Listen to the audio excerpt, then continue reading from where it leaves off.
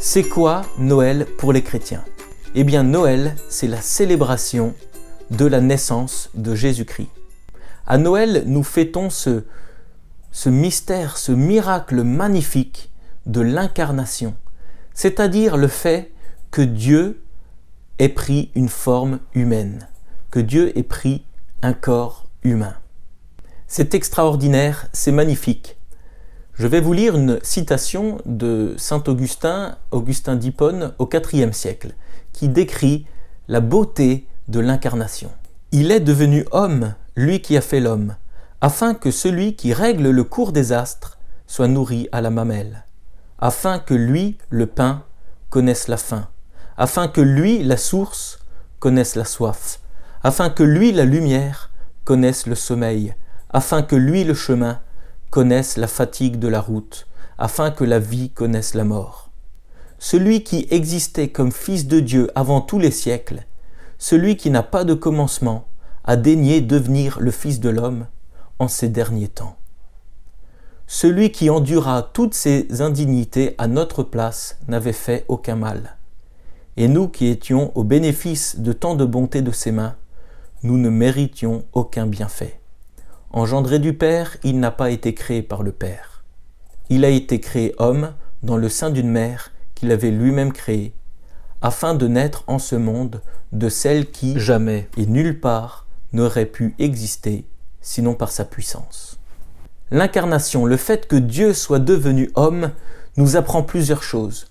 Premièrement, que Dieu ne nous a pas oubliés, que Dieu ne nous a pas abandonnés. Il est venu, il n'est pas resté seulement au ciel, il est descendu de sa tour d'ivoire pour venir à la rencontre de l'humanité brisée. Il a pris notre forme humaine, notre condition humaine. Il a connu la soif, la faim, la souffrance, la trahison, la douleur physique. Tout ça, Dieu l'a connu. Il est donc capable de compatir avec l'espèce humaine. J'aime beaucoup cette citation d'un théologien anglais qui disait « Dans un monde marqué par la souffrance, comment pourrais-je adorer un Dieu qui en aurait été exempt ?»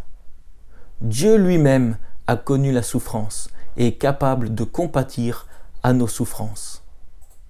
L'incarnation nous permet de mieux connaître Dieu, de connaître Dieu d'une manière plus concrète, plus palpable, plus visible. L'incarnation nous montre qui est Dieu en chair et en os. Si nous voulons connaître Dieu, nous pouvons regarder à Jésus-Christ, comment il a réagi avec les pauvres, avec les riches, avec les personnes pécheurs, comment il s'est occupé des exclus, etc.